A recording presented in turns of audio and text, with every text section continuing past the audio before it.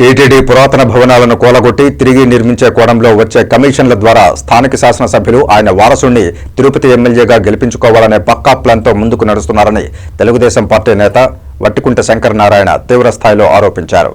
Tirupati press club లో గురువారం media ముందు తెలుగుదేశం నాయకులతో కలిసి ఆయన మాట్లాడుతూ రైల్వే స్టేషన్ వెనుక ఉన్న రెండవ సత్రాన్ని కూల్చేసి 400 కోట్ల రూపాయల పైచులకు నూతన భవన నిర్మాణాన్ని పక్కా ప్రణాళిక ప్రకారం చేపట్టారని తెలిపారు. 130 సంవత్సరాల క్రితం కట్టిన మహతి వద్దనున్న ఎస్పీ ఆఫీస్ కన్నా తక్కువగా 60 సంవత్సరాల ముందు నిర్మించిన రెండవ సత్రాన్ని కూల్చివేయడం పట్ల నిప్పులు జరిగారు.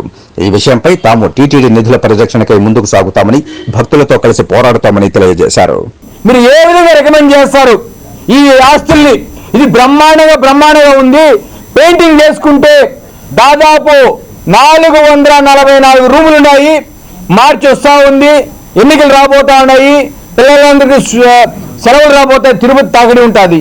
మరి ఇలాంటి సందర్భంలో ఇలాంటి కన్స్ట్రక్షన్ ఉంచాలి, కానీ కేవలం దేవుడు సొమ్ము తినేయాలని, సమాచార చట్టం లేదని, ఎవరు కడుక్కోరని టీటీడీలో ఆగమేఘాల మీద కనీసం ఇంత పెద్ద బిల్డింగ్ కొట్టి కొత్త బిల్డింగ్ కట్టాలంటే దాని పేరు శ్రీపాదం, అచ్యుతం 2 పేర్లు పెట్టుకున్నారు వాళ్ళకి నచ్చినట్టుగా.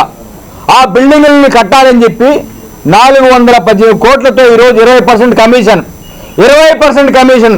దయచేసి మిత్రులారా చూడండి, 418 కోట్లు ఇంటూ 20% అంటే ఎంత డబ్బు అంటే రాబోయే ఎన్నికలు తన కొడుకు ఎన్నికల కోసం ఆ డబ్బు టీటీడీ నుంచి తీసుకుంటున్నారు.